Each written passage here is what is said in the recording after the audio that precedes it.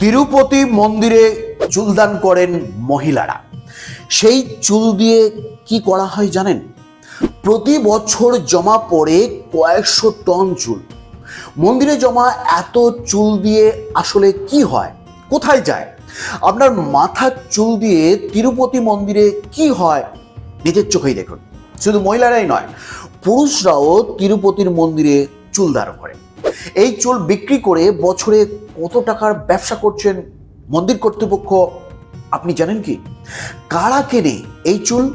কিভাবে চলে বেচা কেনা? ইন্ডিয়া টিভির প্রতিবেদন বলছে, দেশে তিরুপতি মন্দিরে ভক্তরা সব থেকে বেশি চুল দান করেন। ইচ্ছা পূরণ হলে মন্দিরে গিয়েই চুল কাটিয়ে দান করেন অনেকে।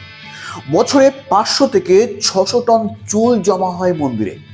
প্রতিদিন মন্দিরে যে পরিমাণ চুল জমা হচ্ছে, সেই রাশি রাশি চুল কোথায় যায়?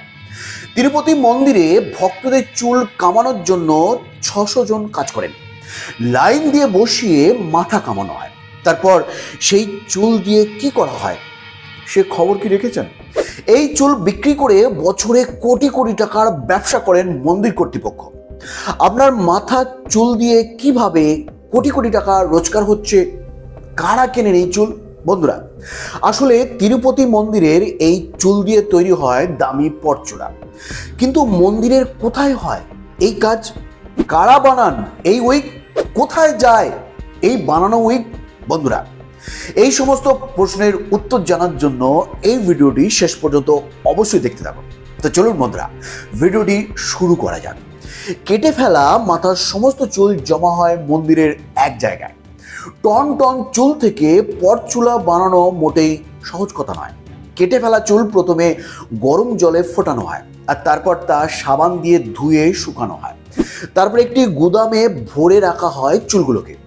সেই গুদামের তাপমাত্রা নিয়ন্ত্রিত থাকে। এই চুল বিক্রি করেই প্রায় 1000 কোটি টাকা বছরে রোজগার করেন মন্দির কর্তৃপক্ষ। এটি সংবাদ মাধ্যমে এমনটাই দাবি করা হয়েছে। বিভিন্ন ভাগে ভাগ করে চুল সংরক্ষণ করা হয়। রাশি রাশি চুল থেকে বাছাই করাও কঠিন কাজ। প্রথম ভাগে পড়ে 27 ইঞ্চির বেশি দৈর্ঘ্যের চুল। দ্বিতীয় ভাগে রয়েছে 19 থেকে 26 ইঞ্চি দীর্ঘ চুল। আর তৃতীয় ভাগে রয়েছে 10 থেকে 18 ইঞ্চি লম্বা চুল। চতুর্থ ভাগে রাখা হয় 5 থেকে 9 ইঞ্চি লম্বা চুল।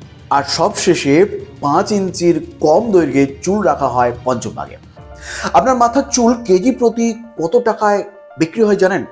প্রথম ভাগের চুল প্রতি কেজিতে প্রায় 2900 থেকে 3000 টাকায় বিক্রি হয়। দ্বিতীয় ভাগের চুল বিক্রি হয় 2600 টাকা প্রতি কেজিতে। আর পঞ্চম ভাগের চুল বিক্রি হয় কেজি প্রতি 36 টাকা দরে। আর সেই চুলই অনলাইনে নিলাম করা হয়। আর এই সমস্ত কাজ করে কোটি কোটি টাকা রোজগার করেন মন্দির কর্তৃপক্ষ। এই চুল বিক্রি হয় চীন, আমেরিকা সহ ইউরোপ, আফ্রিকার বিভিন্ন দেশে। বন্ধুরা, এই মন্দিরে এসে ভক্তরা মাথা কেন কামান? এর পেছনেও কিন্তু একটা পৌরাণিক কারণ লুকিয়ে আছে। শোনা যায়, প্রাচীনকালে ভগবান বালাজির মূর্তির ওপর পিঁপড়ের পাহাড় তৈরি হয়েছিল। প্রতিদিন একটি গরু ওই পাহাড়ে আসতো আর দুধ দিয়ে চলে যেত। এতে গরুর মালিক রেগে গিয়ে গরুটিকে মেরে ফেলেন, আর তাতে বালাজির মাথাতেও আঘাত লাগে। সেই সঙ্গে তার চুলও নাকি পড়ে গিয়েছিল। তারপর তার মা লীলা দেবী তার চুল কেটে বালাজির মাথায় রাখেন। প্রসন্ন হয়ে ভগবান নারায়ণ বলেন যে চুল শরীরকে সৌন্দর্য দেয়, এই জন্যে আজ থেকে যারাই আমার জন্য চুল ত্যাগ করবেন তার সব মনের ইচ্ছা পূরণ হয়ে যাবে। কথিত আছে যে তিরুপতি বালাজির মন্দিরে ভক্তরা যত বেশি চুল দান করেন, তার 10 গুণ বেশি ধন সম্পদ ভগবান তাদের ফিরিয়ে দেন। এমনকি এটাও কথিত আছে যে এখানে যারা চুল দান করে তাদের উপর মা লক্ষ্মীর বিশেষ আশীর্বাদ থাকে। এই বিশ্বাসের জন্যই তিরুপতি মন্দিরে দীর্ঘ বছর ধরে ভক্তরা চুল দান করে আসছেন। সো বন্ধুরা, এই ছিল আজকের পরিবেশন। ভিডিওটি ভালো লাগলে অবশ্যই একটি লাইক করবেন এবং আপনার পরিচিতদের মধ্যে শেয়ার করবেন। ভালো থাকবেন, সুস্থ থাকবেন। ধন্যবাদ।